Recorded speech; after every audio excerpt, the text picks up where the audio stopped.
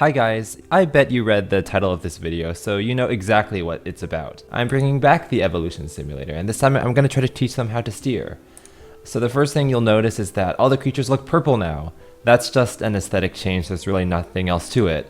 But let's just get started.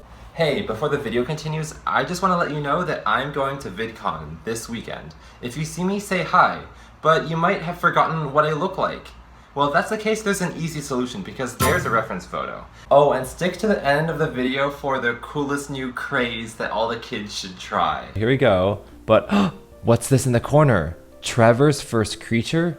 What the heck does that mean? How can real humans own creatures? What's going on is I noticed there's a lot more people supporting me on Patreon. I'm super grateful for that. So this is just my way of paying back to them. I'm naming the creatures after my patrons proportionally to how much they pledged. If I ever make future evolution videos, I'll try to update this list. So if you want creatures named after you, then you should pledge an amount. Enough talking about Patreon now, let's talk about what this simulator is and how it's different from all the other ones so far. So as you can see, it's 3D, it's closely related to my last video, which is also 3D. But what's this rainbow orb doing in the corner? Well, to teach creatures how to steer, I'm going to start by giving them food pellets that they want to eat. And the way to eat a pellet is just by touching it with one of your nodes, and then it disappears. And then you score one chomp. When you get a chomp, then a new pellet appears. It's just like Snake, that classic game where if you eat a pellet, a new one appears somewhere else on the board. Yes, you guessed right. Chomps are this episode's measure of fitness. To sum it up, these 1000 creatures will all perform autonomously for 15 seconds, and the 500 ones with the lowest chomp counts will be pulverized. Meanwhile, the 500 fastest ones will each produce a child slightly mutated from itself randomly, and the cycle repeats with future generations. Hopefully, evolution will take over, and creatures will magically start to perform better and better, eating more and more food. The reason why there's a non-integer number of chomps, even though the creature hasn't eaten that node at all yet, is because there's going to be hundreds of creatures that all score the same number of food pellets, 0. And having a huge tie like that, like a 900 way tie, just isn't very good for sorting, so I need a way of differentiating them. What it does is, at the very beginning, it measures the distance of that creature from the food node, and say that's like 80 centimeters. Then at the end of the simulation, if it's now down to 40 centimeters from the food node, then you could say it got 50% of the way there. It did 50% of the work and should be awarded 0.5 chomps. So this way, we'll have a ton of creatures that are all on a continuous scale and can be sorted well so that we can easily kill off the slowest 500. As it scores one food and then moves halfway to the second one, that would be 1.5 chomps. And why am I explaining this? It's quite simple. So what does this have to do with steering? To start off, all of the food pellets are going to be along this x-axis. So all the creature really has to do is just travel along that line completely straight, and it will eat up all the food there is to eat.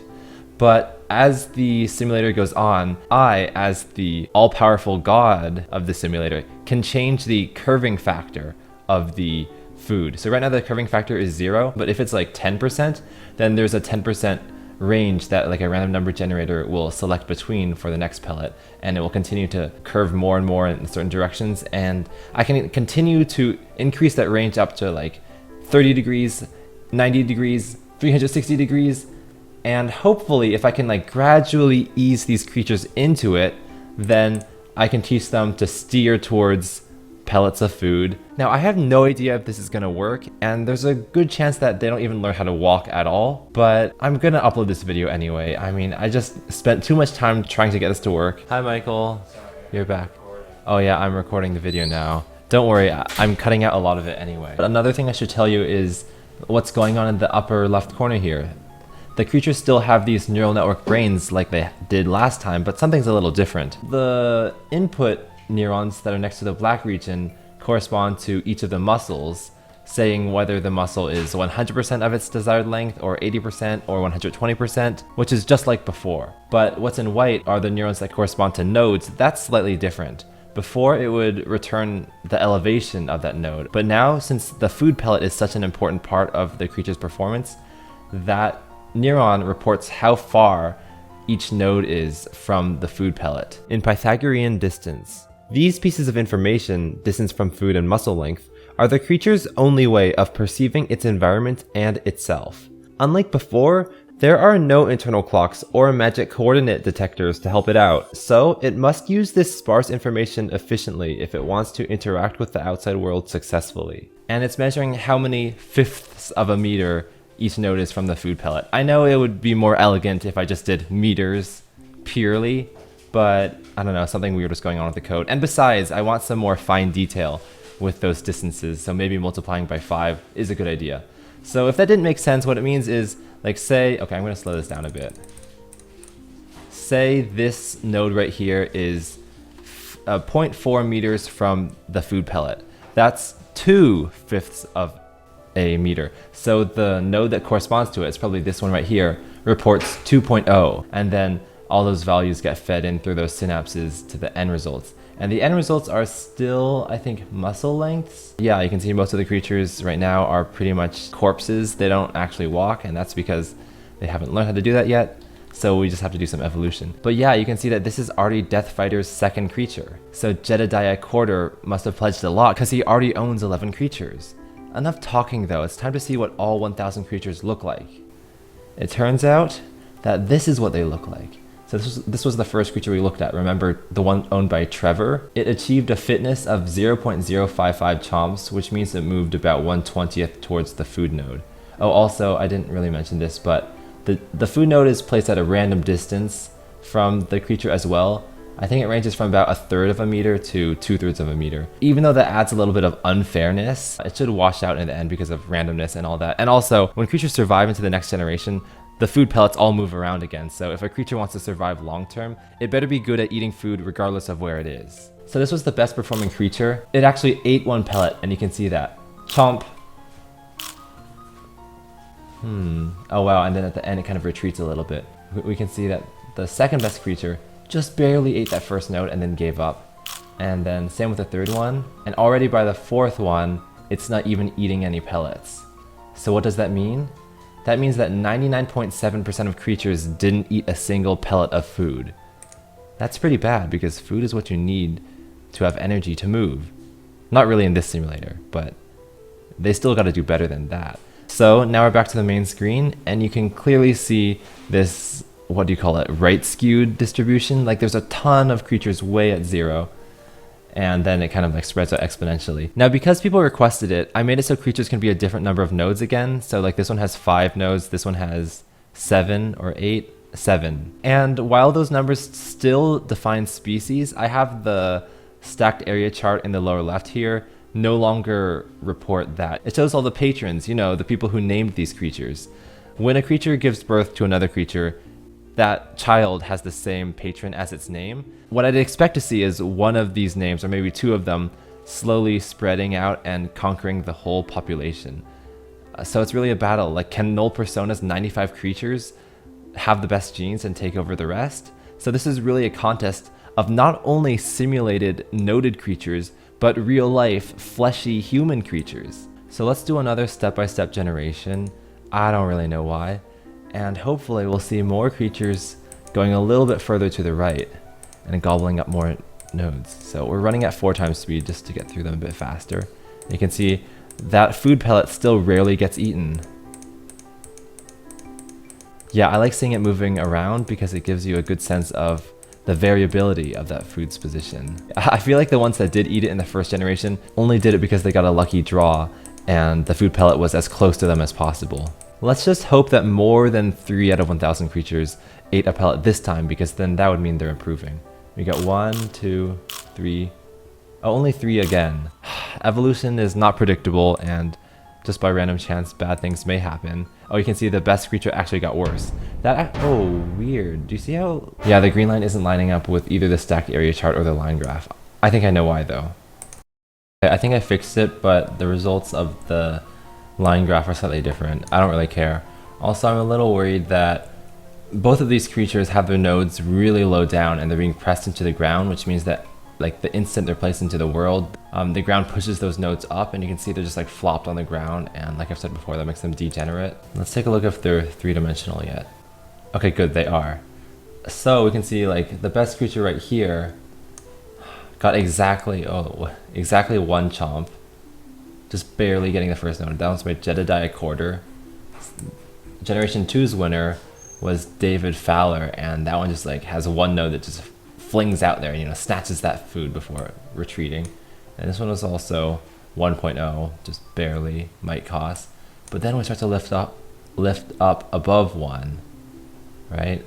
Emmanuel Glavchev, and now we're making more and more progress. So this was 1.126, and then this one was 1.34, but still very little walking.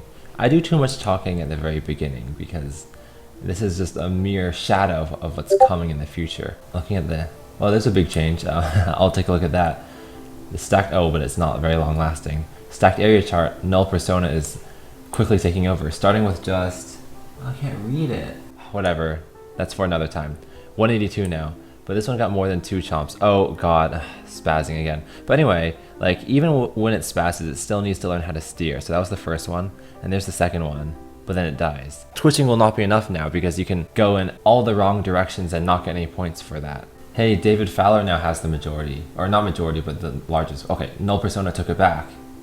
Oh, but they're actually tied, 190, okay, well, they were, but now it's not.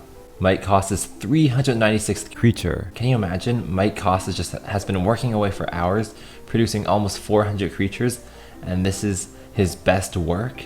Yeah, but I'm liking that all these lines are trending upward, and I'm also liking that the stacked area chart is becoming less diverse because there's just way too much at the beginning. Hey, look at that. I can see at exactly y equals 1 chomp, there's a very clear line that a bunch of percentile lines are gravitating towards. Which makes sense because those are the creatures that can barely grab that first food pellet and then stop right after that. Hey, the leading patron right now is Emmanuel. Can't read that. It's covering up a letter. Is it Giovchev? Yeah, I gotta work on the UI. This text spilling onto the histogram isn't really so good. I think expecting creatures to get 1 chomp per second is totally reasonable because, you know, the pellets are pretty close to the creature. But at that rate, it should be able to get 15 chomps in the 15 seconds it's allotted to prove how good it is. So we have a long way to go before that. Also, it looks like it's down to just 2 teams of the creatures, Null Persona and Emmanuel. But that doesn't mean that the creatures are undiverse, because within these camps, there could be tons of different creature types. Like 2 creatures of Generation 1 within the red band are just as similar as, you know, a creature in the red and a creature in the yellow. It really doesn't mean anything. Hey, look at that. The median is at 1 chomp right now. Take a look at this. Yum. Oh, the second one's really far away, so there's no way it's gonna get that. This one is owned by Null Persona, Null Persona, Null. They're all by Null Persona. What I'm really surprised by is that the line for the best creature of all time, even though it jitters up and down a lot, which I expect, it seems to have a general trend of going upwards, which is kind of strange because I would expect there to be huge spikes up to like 4 chomps and then way back down to like 1 chomp. You know, it's a lot smoother than I thought it would be. So here's, do you see that? It eats 1 and then another. It's eating 2 pellets and almost a third. That's pretty cool. But the highest so far ever seen was this. So this is still like a 1 jump creature. Hopefully we can get more jumps out of that, because once you can have consistent movement, then all the gates are open. You're gonna go from like 2 chomps up to like 20 chomps. So hopefully that happens. But I also want to point out that if I press T and G, then this thing in the upper middle where it says curve colon plus or minus 0 degrees can be 5, 10. The Discord notifications got especially annoying here, so I'll do a voiceover. At this point in the video, I was demonstrating that the T and G buttons increase and decrease the curve range for future food pellets. But while demonstrating this, I noticed that old creatures were having their food pellets retroactively moved. This is not good because then, the altered performance you see in the preview window no longer matches the reported fitness level from the original calculation. In addition, you can also make the curve range go negative, which just doesn't make sense. So because of all this, I decided to end the simulation to go fix those bugs. Oh, one last thing before I let this simulation die is, this was the best. 5 chomps. 1, 2, 3, 4, 5. 1, 2, 3, 4, 5. This is take 3 and I've introduced a bunch of new changes. The first one is that I'm going to increase the curve to maybe 10 degrees just to start off with, because I don't want creatures to restrict their nose to the single plane of the x-axis and then shoot out towards the food, because then they become like projectiles instead of walking creatures. Projectiles, because in order to walk you need to span all 3 dimensions, not just 2. The other change is that the food pellet is always at least a node's width above the ground. So if I skip a lot of them, you can see it never gets close to the ground. And I'm doing that because I don't want creatures to become projectiles close to the ground either, since that often leads to degeneracy from all the nodes being on the ground. So this way creatures will be forced to have a little bit of volume to them to eat the food. Also, I gave creatures more muscles on average. I also made it so that creatures' muscles cannot pull quite as hard, so projectiles, again, are harder to create. So in the past, twitchers were my nemesis, but this time it's projectiles that I'm trying to avoid. But enough of that. I think I'm just going to cut to when some progress has finally been made. Guess what? We got projectiles again. I'm getting pretty fed up with this, so we're going to have to go to extreme measures to prevent this. So the main thing I want to prevent is all the nodes hitting the ground at the end, because that leads to degeneracy. So now if all your nodes are at the ground after the 15 seconds, you get no points. You get 0 chomps regardless of how much food you ate. Okay, so if you want to score anything at all, you need to have at least one node in the air. And it's a pretty contrived measure, but I think it will tackle the problem pretty head on. So let's see if that works. So take a look at this. This is the get fitness function, and it checks to see if there's a node off the ground. If you have a node off the ground, calculate everything like normal. If not, return 0. Ouch, could you get any more harsh than that? But you know, it's just what has to happen. Oh, okay. I'll fix that and then we'll be good to go. And this should work throughout the whole simulation of a creature. So let's just test it by doing a step-by-step generation to see if, yes, okay, well that says 0.0 because I think the actual performance is 0.0. It looks like they're all saying 0 even when they're not. Is anybody getting anything other than 0? No, okay, I did something wrong. Oh, okay. It's because the y coordinate of the nodes gets more and more negative the higher you go. So I want to make it negative like that. So for some of these, you can see they end up getting a positive number of chomps in a few frames, but then as soon as all the nodes hit the ground, it goes down to 0. So that means it's working correctly, and hopefully there's some creatures out there who stay upright and actually do get a positive score, because otherwise we're just going to have all the creatures in a 1,000 way tie for first place with 0 chomps, and that's not going to get us anywhere. So I'll just finish and cross my fingers that first place is some positive number. Let's see. It is 0.233, and it's like this cool tetrahedron shape, which is really promising. Look at that. That rotation's so nice because the top node barely moves at all. And then second place is 0.210, so we have 2 creatures, 3, 4, 5. A lot of creatures actually staying upright, which is really nice. But already by 8th place, they're already degenerate. So only 7 out of 1,000, or 0.7% of creatures even get any score at all. That's pretty harsh, but they'll be able to spread their genes a lot faster now. Actually, it'll take a lot of time because with the current evolution gradient, even though the top 7 creatures almost certainly get to reproduce, a ton of the top 500, which the vast majority of are still degenerate, are also getting to reproduce their genes. So it will take a while for the ones that actually can stand upright to actually start spreading, which they are. You can tell by these 1 percentile lines starting to rise off of the median, which is still 0 chomps. Oh, and the other change I made is that all the text for the species types are all in black so that you never have to read red text on a red background. And you can see null persona is leading again, mostly because null persona had the largest population to start with. Oh, and for the first time, the 10 percentile line takes off, which is good. Or 90 percentile. I keep making that mistake, and I'll try to stop, but it's hard. There's the 80th percentile, which means we're making progress. Okay, so it's pretty sad because not a single creature has eaten a single pellet of food. See, the record score is still only 0.683 chomps, which is less than 1 food pellet. But again, like I've said before, higher and higher numbers, closer and closer to 1, mean the creature's getting closer and closer to the food pellet, so it's bound to happen eventually. There we go, the median just left 0 and is now a non-zero number.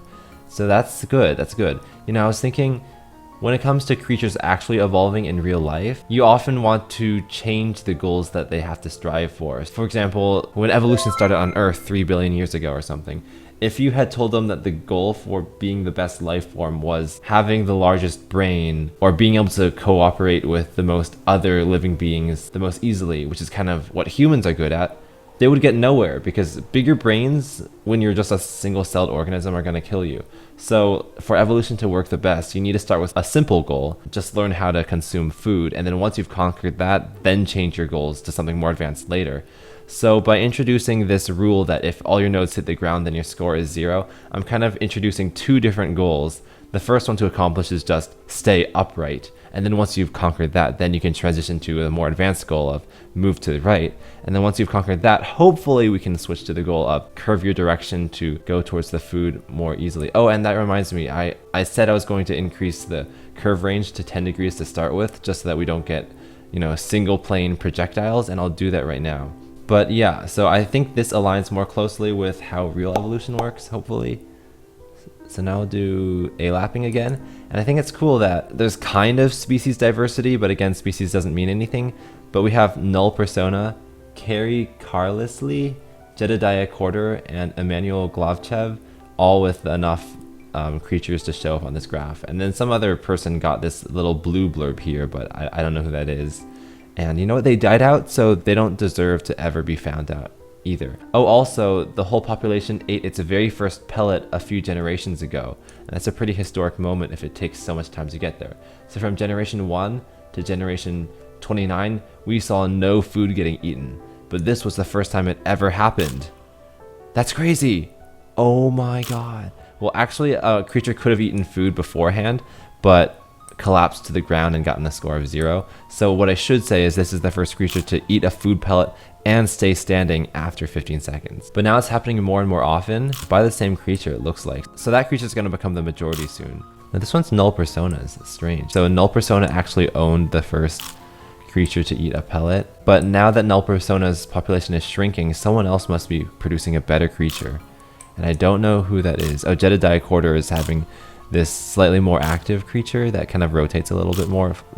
So maybe that's taking over the population. Okay, we have a pretty even 3-way split between the 3 species, which is really cool because you never see such even diversity. But with that, Null Persona loses the #1 position to Emmanuel. Things happen fast, like you quickly go from just 1/3 to over half. Okay, so it looks like the creatures are good at getting 60% of their, now 70% of their population to not degenerate. But it's hard to get 100%. Maybe it's just an innate way of the way muscles and nodes work, but there's always going to be about 1/3 of them that collapse to the ground. That kind of makes sense because I remember in the other evolution 3D simulator where it was just tetrahedrons walking along. Sometimes even the best creature would flop to the ground even after hundreds of generations, which would now result in a score of 0, but that would, happen just naturally. So here's the best performance ever so far. Pretty simple strategy.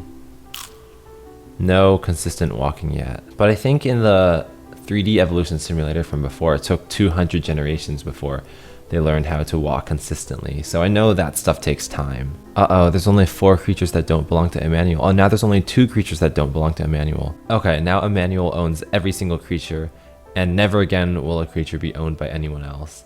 But what I just noticed is for the first time, 1% of the population is starting to eat a food pellet, which doesn't sound very good, but that's what the graph shows. Okay, this simulation doesn't seem to be working. It's really stagnating, but this is the best it can do.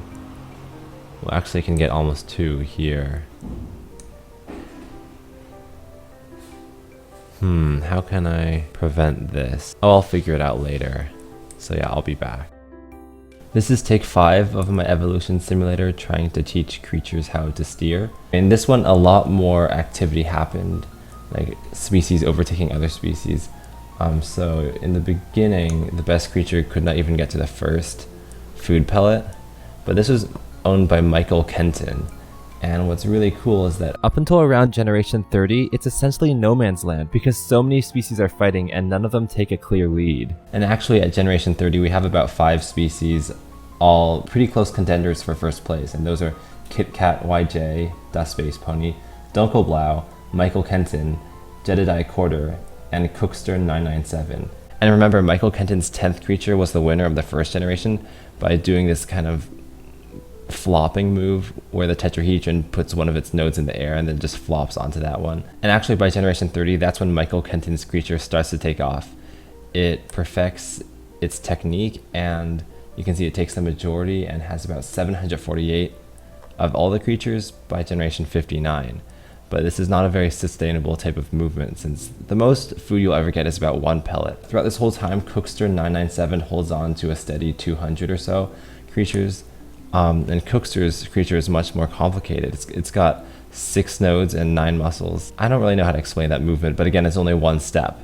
But they're kind of neck and neck. Like, they don't look neck and neck here, but the fact that Cookster held up for so long is a good sign.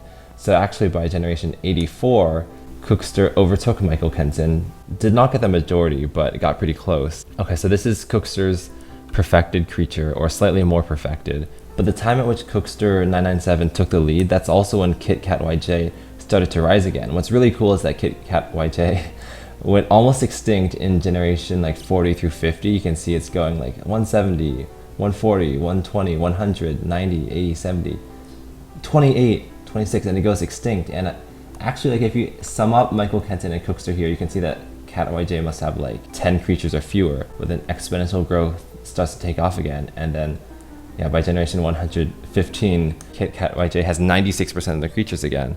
And this is their creature, probably the most complicated there is, with 7 nodes and 11 muscles. And this creature strategy is to use 6 of the 7 nodes just to hold in place, like a very stable anchor, while you shoot out that 7th node way out in front with as long muscles as you can muster.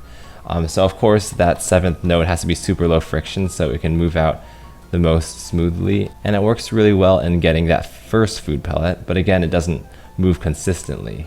And I thought this simulator was about done, because for about 30 generations, nothing was changing. It seems like Cat YJ had fallen into an equilibrium, a rut, and the creatures didn't feel any need to improve since there was no competition.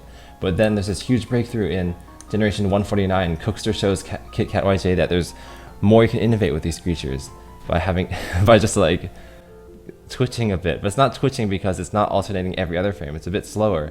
So it's more of a heartbeat, a really fast heartbeat. And wow, did it do so much better than Kit Kat YJ or Michael Kenton or Jedediah Quarter could ever do, because it was able to use many more seconds than ever before. So you're given 15 seconds to show the judges what you've got, so why not use all of them? The only issue with this creature, well, one, it was not super good at steering, so it was starting to veer off course. But I guess that's the only issue it really had. So what it's got to start doing now is learning how to use the information of the distances of all other nodes to the food pellets to kind of guide itself towards the food. Hopefully that can happen, but it hasn't yet, since this is still the best performance I've ever seen. Unfortunately, it wasn't very long lasting, because in the very next generation, the best went down from 6.8 down to 1.6. But you can see that alone took Cookster from 50 creatures, 52 down here, all the way up to all 1,000 right now. So, I mean, it's pretty clear to see why. Kit Kat YJ and Michael Kenton just couldn't compete with that impressive performance, and now they're extinct. So this is still the median creature, which is pretty pathetic because it doesn't even have a heartbeat. So hopefully over the next 100 generations or so, all the Cookster creatures can learn to get heartbeats. So let's see if that happens by continuing to a lap. And still now, I'm not going to introduce a curve because I want them to consistently get food before I start making them turn. Yay. Yeah, Michael finished building the sofa, guys. But anyway, I lost the last seed entirely for whatever reason, so I had to find another seed that was doing just as well. So here's one that looks pretty nice, because we have both Paco Master and David Fowler competing for first place around generation 30, but then out of nowhere, Akira Whitlock takes over the entire population. So I'm not sure if this seed is as good as the previous one, but I did get the spike right here, where Akira's 51,503rd creature eats 4 pieces of food. And wait, hold on. Something's not right. Voiceover carry is back, and what's not right was that the food pellets were appearing outside of the 0-degree curve range, and they were also in different locations each time. That was such a horrible bug, it sent Past Carry into insanity, and forced him to restart the whole simulation once again. Sorry, Akira, but your winning simulation was the next one to be thrown in the trash. Okay, after about 15 takes of simulations that just got nowhere, I finally found another one where the creatures actually learn how to walk continuously. And all these creatures are provided graciously by Jedediah Quarter, of course. Anyway, you can see that beforehand, the creatures would just kind of get up, do a little turn, there's a turn, and then rest. And that was able to get them about 1.5 food chomps, which is kind of good, but it's not good enough. So right around generation 267, the first creature learns like, oh, once I do that flop, I shouldn't rest. I can get a lot more food if I can use the full 15 seconds to keep moving. But the problem is, well, one, they're not quite good at steering yet, so this one has drifted a little astray, but also it stopped walking. So it actually didn't use the full 15 seconds, but it's getting close. So that's two things it needs to fix. Now my plan is, I'll just let it run for maybe 100 more generations so it can really perfect just the forward movement, and then I'll introduce the curving of the food pellets, which will then hopefully teach it how to steer. I mean, as a bare minimum, it should at least know how to steer itself towards a straight path. Oh, did you see that? It gobbled up that food pellet at the last minute. Oh, and then it fell over, died.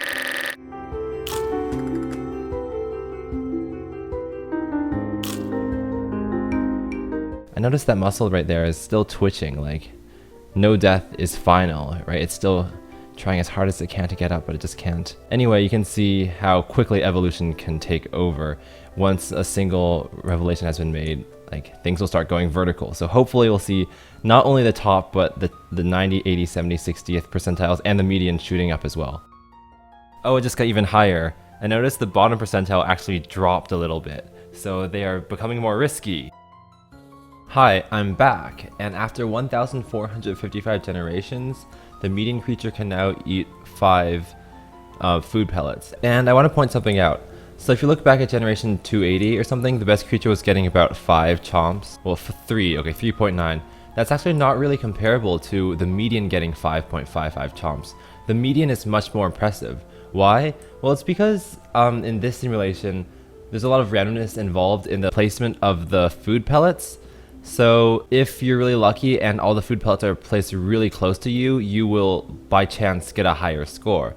So if you can say that you consistently get 5 pellets, that means that even at an average distance away, you will still eat 5, which is much better than 5 of the closest distances. So seeing that median line rise is a lot more impressive than just seeing the best line rise right there. And actually, I feel like the histogram in the lower right is actually a much better indicator of like how the creatures are doing than this graph, because the line depicting the best creature, you know, it's a very thick line, but in actuality it's just a very thin tail at the right end of this distribution. Now these creatures are actually a lot slower than my other simulators, because in other simulators they're able to get to 14 meters or something, and in this one I think after 15 seconds it's not even 3 meters away.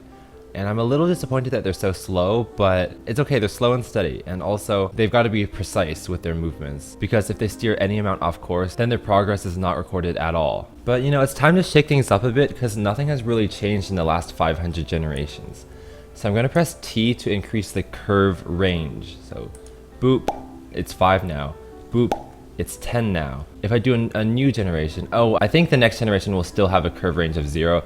It takes like 1 extra generation for it to actually update. But with 10, they're gonna have to start steering. And you're gonna see everyone's performance fall temporarily. But hopefully as they learn how to steer, then it will go back up. So let's just see what happens. But first, to show you what's really going on, let's do a step-by-step generation. Okay, so that one's, oh right, okay. Actually, these are all gonna be the same because I said it takes a 1 generation delay to actually register. But this is a cool angle anyway. But this is not what I want to show you, so I'll just finish this up. Oh, they look so homogeneous. That's not good. You need diversity for a good evolution. Well, maybe they'll never learn. I hope they do, but let's just see what happens. Okay, so now if I do a step-by-step generation, we'll see food. See, that food pellet is slightly to the left of the creature. And hey, hold on, is it actually already steering? Yeah, but the range at which it can differ is about 10 degrees. So that one actually ate 5 pellets. And for each creature, it's going to be different. They're all to the left. That's interesting. I think there should be an equal chance it goes to the right or the left.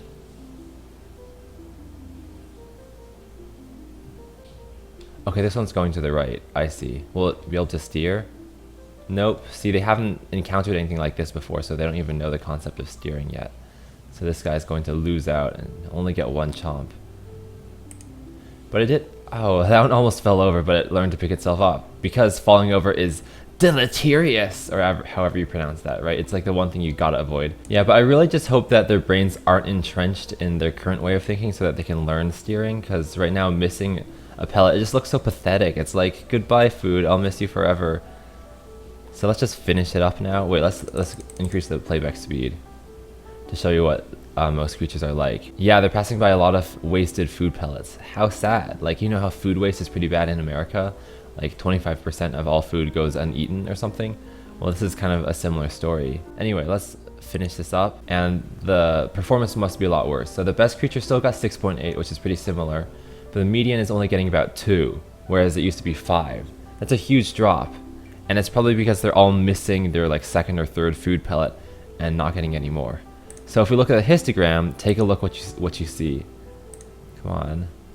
Look at that red line, it just plummets, right? So they're gonna have to start learning again. So I'll click ALAP and they'll hopefully improve back up to 5-ish, but in order to do that, they're gonna need to learn how to steer. I went down to 1.24, wow. So they've got a lot of work to do. It's down to 1, why is it continuing to go down? It's back up to 2. I guess they either get 1 or 2. They're gonna get an integer number for the median, because I can imagine the vast majority of creatures are walking in a straight line pretty far, but they're just avoiding that last pellet, and then they go so far away that they get no partial credit for being close to the nodes, so it's always going to be an integer. So I bet over the last 500 generations, in an attempt to stabilize and really fine-tune its body type and brain type, the creatures lowered their mutability rates really low, which is why you see so little variation now. And I think that's a good evolutionary strategy when things are going well, when you have a stable, comfortable environment. But when it's time to shake things up, hopefully these creatures can learn to increase their mutability rate again, because they need to start getting some work done fast. And there's really no way of telling the creatures to do that, but I could imagine it would kind of work like some creatures would be born slightly more mutable, and some creatures would be born slightly less mutable. And the slightly more mutable ones don't directly have a higher chance of surviving, but I guess there's just a bigger opportunity of winning big when you're more mutable. So hopefully in the long run, when you average everything out, the more mutatable creatures win. Looking at the graph, it looks like the red line is already moving up quite a bit, like it rarely goes below 1.5 anymore. And I was thinking you could call this a bottleneck event, because the performance of all creatures drops so drastically. But because the population always stays constant at 1,000, it's not really the same thing. Like, nothing's really getting dire. You don't need to worry about inbreeding and all that. And kind of in this case, it's like Prisoner's Dilemma, because if all 1,000 creatures decided to just do nothing and get fitness scores of 0, they would still be just as competitive relative to each other, and they wouldn't have to expend all that energy, since, yeah, the population always stays constant at 1,000. But yeah, I still think watching this like red line just drop so quickly, it's really satisfying. It's like, yes, the forces that you apply upon the physics world that they all run in do have their effects, and you can see those effects so clearly in the graph. But they're actually getting worse. Actually, no, more consistent, which is weird because I thought you would want to get less consistent. I let it run for a few more hours, so you can see that this is right when I introduced the curving range, and the creature's performance dropped from about 5 to 1, and then over the next 1,500 generations, they started to work their way back up to about 4-ish. So let's see what changes were made in those 1,600 generations or so. If you look at the visual appearance of the creatures, as in where the nodes and muscles are, it actually didn't change that much. Here's the beginning. They're moving along, and then they form this very stable body, and then they get so confident with it that they barely change it at all. And then after the big drop, there's a little bit of twitching around right there, but it pretty much holds constant. But the big changes are in the brain. So I still haven't seen whether these creatures have learned how to steer, but just as a reminder, this is what the median creature did before learning how to steer. If it got lucky, it would still eat the food pellet, but if it ever got off track from the food pellet, it would just keep walking and miss it entirely. And this is also why around this big drop, you see a lot of creatures gravitating towards the integer scores. If you look at this histogram, it's like almost exclusively 0s, 1s, 2s, and 3s. Now, I don't know what happened right after the big drop, but it seems like the histogram went from being very spiky to a bit more fleshed out and rounded. Like right here, you can see there's some actual meat around the 2 mark, and then it got spiky again here. And then near the end, it's a very well-rounded, fleshed out curve again, if you don't count those hundreds of creatures that are all at 0. That's actually probably bringing down the median the most. I was hoping that the median would return to 5, but if you don't count the creatures that got a score of 0, it looks like the median is about 5 again, so that's good. But anyway, what improvements were made? Let's take a look at when the creatures reached a median of about 3. So that's here, and now this is what the creatures do. So it ate that one. Is it gonna eat the next one? Okay, it missed it by a bit. Oh, what happened there? Hold on, I kind of blinked. I gotta watch that again. Oh, so actually it never got off track here. It's just that it's way too slow to get any more food. So okay, it kind of pauses right next to the food node, and it's twitching, and then it reaches out and gets it. And I guess when the creature instantly ate that second node, the perceived distance to the food node instantly shot up from like very low numbers like 0 up to 2 or 3 or 4. So I can see that really quick change probably triggered some movement again in this brain somehow. Let's see if it keeps eating. Like the time limit's up. You can see the sky is dark, which means the 15 seconds are up. But can it keep eating food? Oh, it died. But this is after only like 700 generations. They kept improving for about another 1.1 chomps. So here's the most recent median creature now. So it eats 1 pellet. It eats the next one. Is it gonna curve? I mean, it's kind of curving, but it's not extreme enough for me to notice. Let's see if it keeps steering itself, or if it just got lucky. Hey, it seems to actually move that like top node. It's straining and it gets it. Oh, that's pretty cool. Okay, this one's gonna be a real stretch because it's way off there. Okay, it's missing. I don't think it's gonna make it. It's just too far off. So I think its strategy right now is to like walk about a food pellet's distance forward, then hold your place and like twitch that muscle around and like really strain to get towards the pellet. But right now it's just too much and this creature can't eat anymore. But I think the most interesting one to watch is the best creature because it's the most satisfying to see the most food pellets eaten. So this one eats 6. That's 2. That's 3. That's 4. That's 5.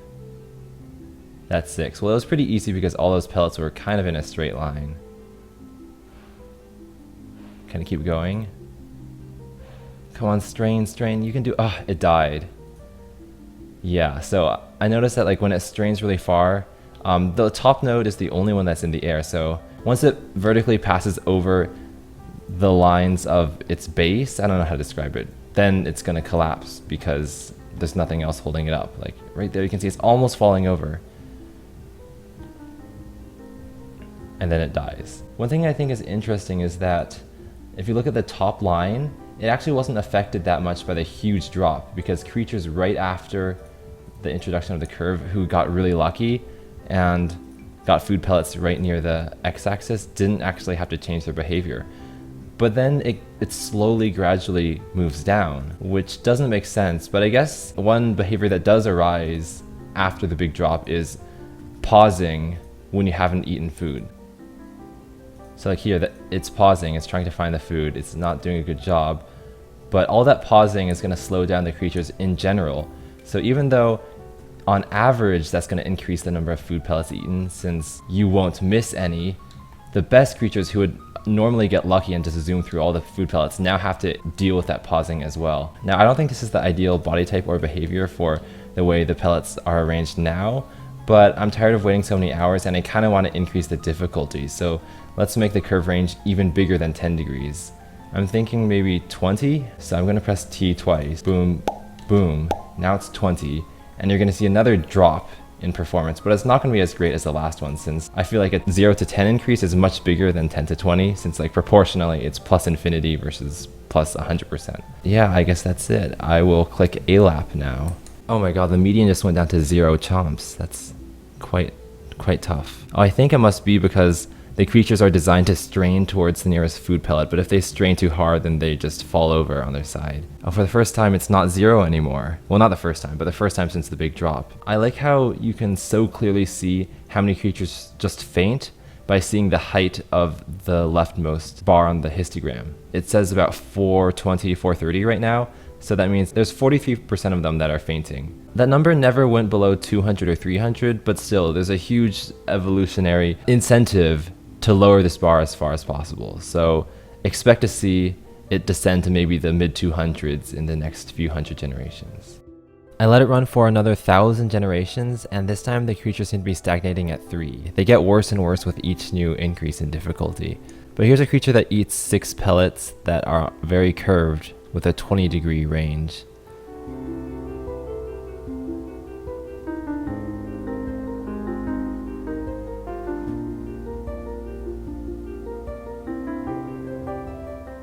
Now the results aren't super impressive, but that doesn't mean I won't try to push them as hard as possible. So I think after, whoa, that was pretty crazy.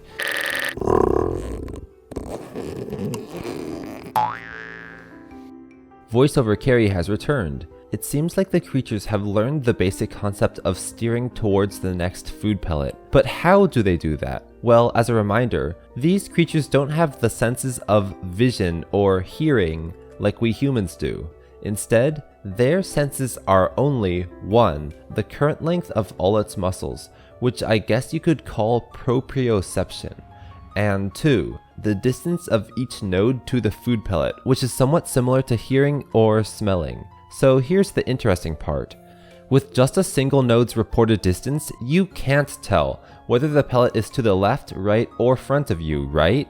You'll receive some info like 0.7 meters, and that's it. So how the heck are you going to get direction out of that? Well, this is where it seems like hearing. If you have 2 sensors, one on the left of your body and one on the right, then you can triangulate, which is just a fancy way of saying if the left sensor's reported distance is closer than the right sensor's reported distance, then you can deduce that the pellet is to the left of you. And vice versa, if the right sensor is closer than the left sensor, then you can deduce the pellet is to the right of you. This means the creatures are probably doing some form of subtraction in their brains to get the difference between the left and right sensors' distances and then move accordingly. Fortunately, neural networks make subtraction really easy. It's just a form of multiplying by a negative number and then adding, which is what they naturally do. But let's think about this more mathematically. Is 2 sensors really enough? Well, when one sensor reports, say, 4 meters, the set of possible points at which the next food pellet could be forms a sphere of radius 4 centered around that sensor.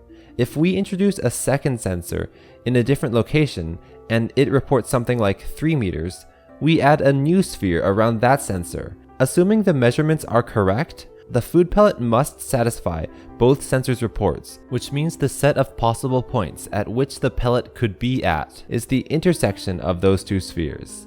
That type of intersection is sometimes a single point, sometimes nowhere, but not if the sensors are working correctly, but it's almost always a circle.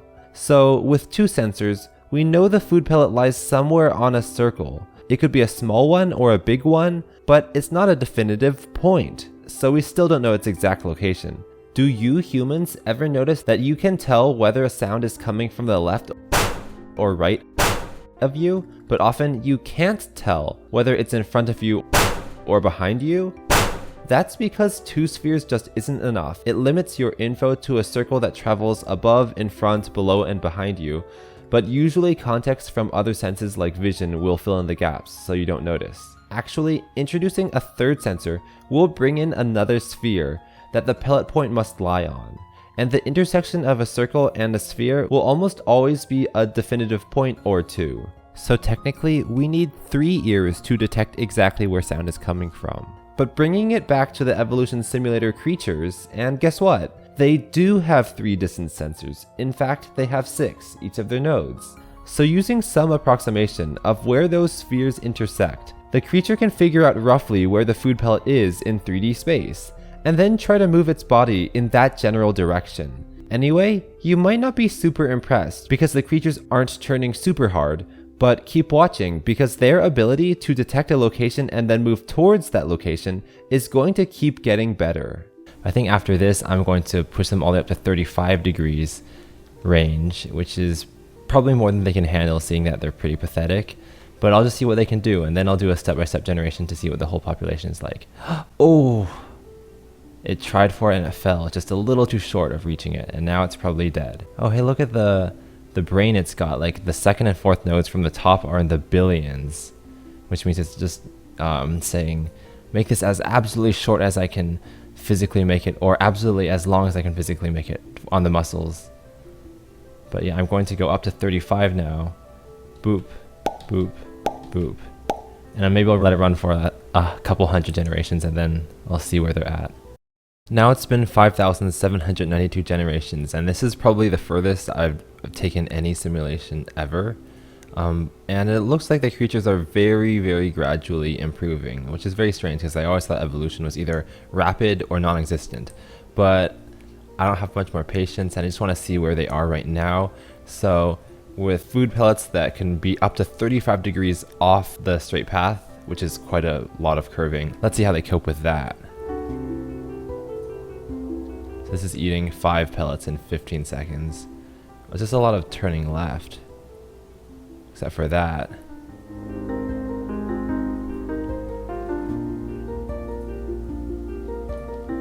Let's see it turn right for once, because that's a slight right there. How far can this guy go? It seems to adjust itself at the last minute each time. Why is there so much turning left? Is it just random chance? Oh, what's going on? Strain, get it? Yes, there we go. It's been freed.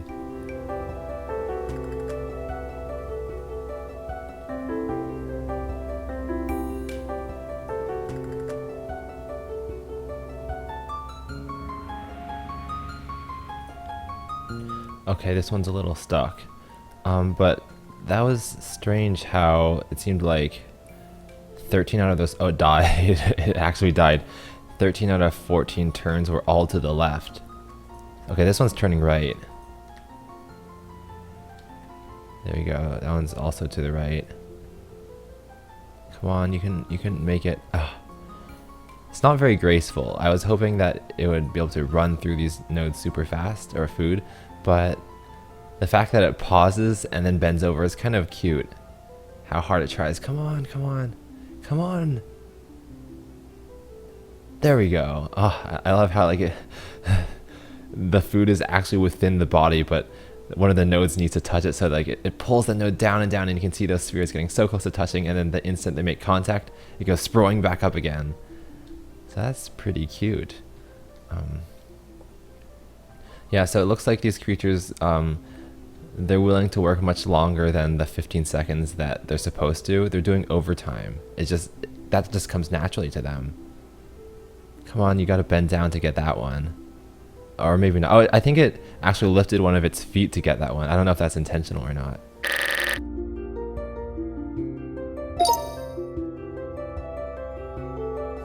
Come on, boop. Wow, it's actually getting quite a lot. That's 13 chomps. Yeah, I would say this creature knows how to find food.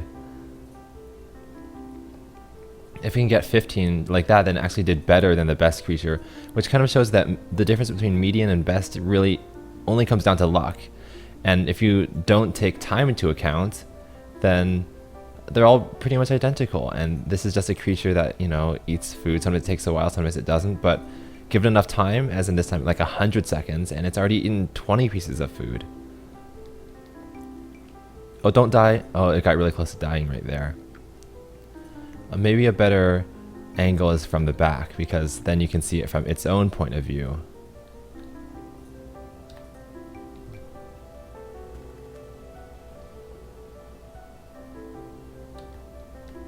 I should have it leave a trail to show the path it's left behind, to prove to you that it is curving, but I don't want to go through 5,000 generations again. So what you get is what you get. Oh, this is going to be a tough one. That's going to be tough. Oh, but it gets it. Now it has to turn in the other direction. Oh, it's going to be tough. Oh, God. Oh, okay, that was close. It almost fell over. Okay, that one's going to be really tough. I don't think it's going to get that one. It's going to die. Yeah, it died. It just gave up. It knew it was going to be too hard. But hey, oh, I didn't see how much food it had eaten. It was like 25 pieces of food before it died like that.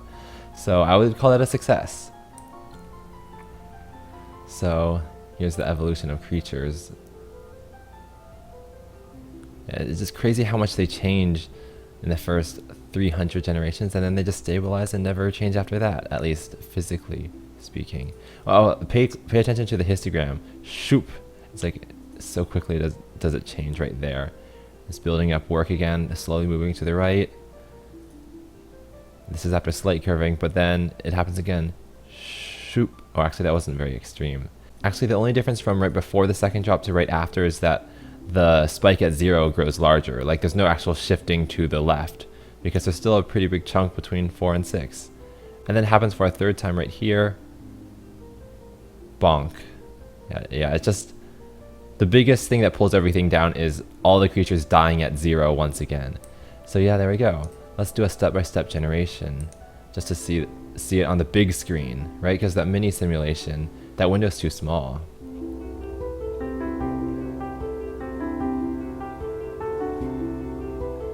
Darn, I wish there were a way to save all the creatures' DNA. In essence, like a way so that I could close this simulation and then load up the same creatures again.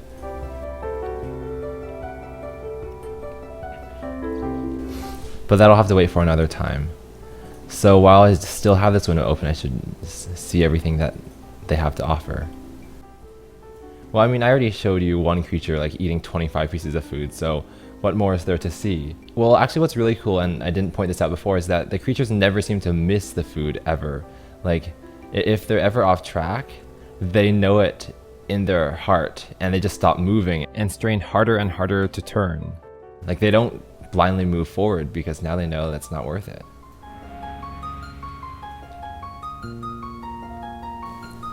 Okay, well this is gonna take a while. So let's speed up the playback speed. Look at that, it's delicious. See, it just stops moving when it realizes it's moved beyond the food.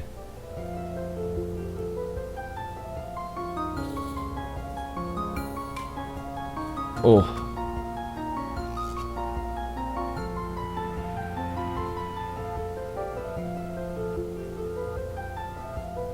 Come on, strain. Yeah, I feel like the type of actions it performs are now like getting more complex and take longer. That 15 seconds just isn't enough. Oh, that one died. But what's cool is that even though 15 seconds may not seem like enough to show every possible circumstance the creature wants to prove that it can do, as a whole species, as like 1,000 of them, if it spreads its genes enough, then it essentially gets more sets of 15 seconds to prove itself, because essentially it's got clones to use.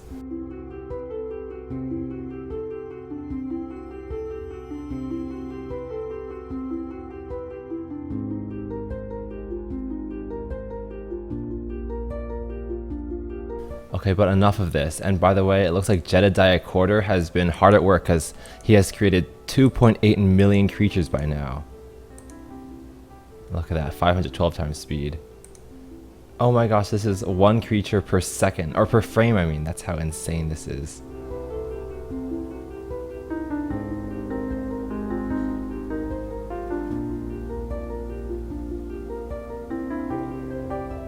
There we go, this is the whole population, all 1,000 creatures, and I always say this, but it looks like a wallpaper, but you can actually see a little bit of parallax due to the 3D, and that you can see like one side of the creature here, and then it looks pretty head on here, and then you can see the other side on this end. Sorting them is probably not going to look any different. The best one is 5.71. Oh, I didn't change the text. It says fastest creatures at the top. It should say most capable of eating food creatures at the top, but you get the idea.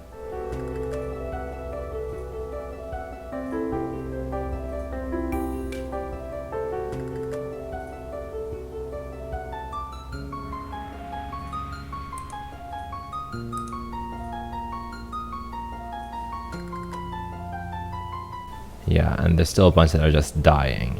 Oh, I forgot to take a look at the median creature when the median hit 0 for a brief moment. I wonder what that was like. Let's take a look if I can even get there. Right? It's too hard.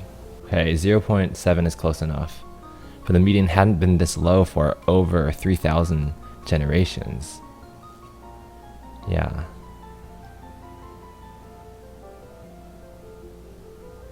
So in times of distress, the creatures, all they could muster was this action.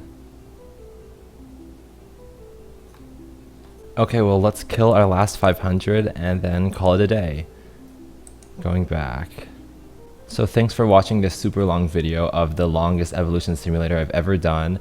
And like always, well actually not like always, if you want creatures to be named after you, then support me on Patreon and I will pay back my thanks by naming creatures after you. Yeah, I've already said that 10 times, you already get the idea. Hi guys, voiceover Carrie is back, and I'll admit that this evolution simulator doesn't seem to provide the creatures with long-lasting useful skills, since they only learned the short-sighted task of reaching super near food pellets.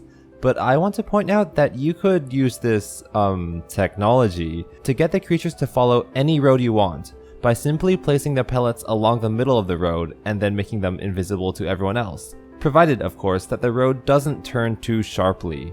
Stringing hundreds of these pellets together, you can indeed get these creatures to accomplish a very long-range task. Ew, I just sugarcoated my EvoSims accomplishments. Let's be honest, it's really just a toy, and nothing actually useful will come directly out of it. Oh well, 99% of life is not directly useful. Bringing it back to this specific evolution simulator, one of my regrets about it is not increasing the curve range to something ludicrous, like 90 degrees, and seeing how they deal with that. Oh well. I mean, there were a few instances in that last montage where you could see how those creatures cope with really tight turns, and the answer is excruciatingly slow straining in place until the creature falls over and dies. So I guess you wouldn't really see anything new. Anyway, at the beginning of the video, I promised you a new trick. Well, we all know that fidget spinners are so last month, and will make you seem uncool if you spin it in public nowadays. I'm about to show you the new cool thing you can do with them that will make you seem hip and fresh. Oh, one of them went in. One of them. I know you can do it. I mean, it technically shouldn't be harder than just one, right? Because if Should be easier, actually. No, it should be the same, yeah, because you're in a fixed position. My hands are getting close. My hands are getting tired. I can take over if you want. Okay, no, there's no way. It's so hard. Okay, hold on. Because I had both fingers go in, but no, the other one did. I can't. Okay. You know what? This is. I'm recording a video of this. This is so stupid. Hold on. Okay. Oh! Bye.